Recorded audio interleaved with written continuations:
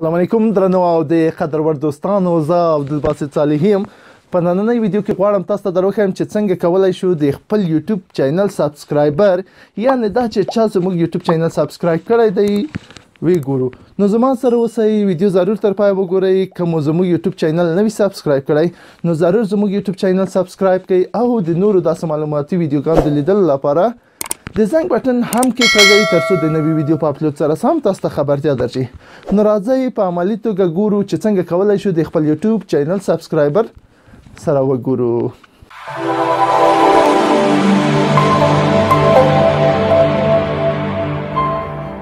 درنو دوستانو، د سبسکرایبرو د معلومولو لپاره لومړی ځو خپل سبسکرایبر ګورو په یوټیوب کې.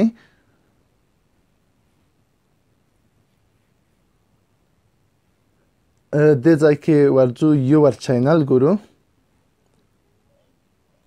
په دې ځای کې زموږ سبسکرایبر معلوموي چې څو سبسکرایبر لرو، خو که دلته هر څومره موږ کلیک به وکړو موږ نشو معلومولی دا چې څنګه یې معلوم کړو.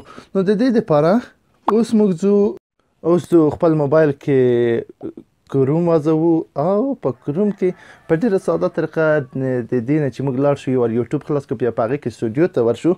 موږ راسنځو په دې ځای کې یوټیوب سټوډیو واچوو.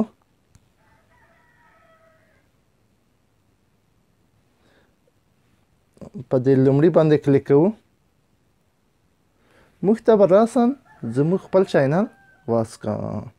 نو کله چې زموږ چینل خلاص شو په دې ځای کې موږ زوم کوو. دې ځای کې موږ چینل انالیسټي کې موږ ته خپل سبسکرایبر ښیي او که چیرې وغواړو چې چا زموږ چینل سبسکرایب کړی نو یوه خبره دا ده چې په دې ځای کې هغه سبسکرایبر یا چا چې زموږ چینل سبسکرایب کړی هغه معلوموي چې هغه چینل ولري او د چینل سبسکرایبر یې هاید یا پټ نه وي، نو هغه موږ ته معلوموي. په دې ځای کې راځو خپل دلته لیکلي دي،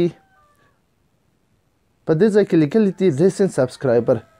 نو په دې ځای کې کله چې موږ سی آل ووایو موږ ته به هغه ټول سبسکرایبر یا کوم چینل والا چې زموږ چینل سبسکرایب کړی دی هغه به په دې ځای کې موږ ته وښیي.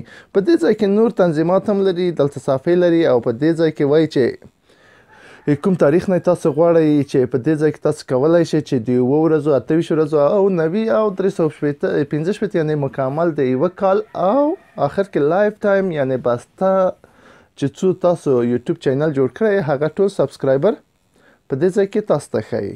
نو درنو او د قدرور دوستانو، دا وه زموږ د نن ورځې ویډیو. هیله لرم چې د پام وړ وګرځېدلې وي. د نورو داسې معلوماتي ویډیوګانو لپاره زموږ یوټیوب چینل سبسکرایب او د زنګ بټن هم کېکاږئ ترڅو د نوي ویډیو د اپلوډ سره سم تاسو ته خبرتیا درشي. تر بلې ویډیو د خدای په امان.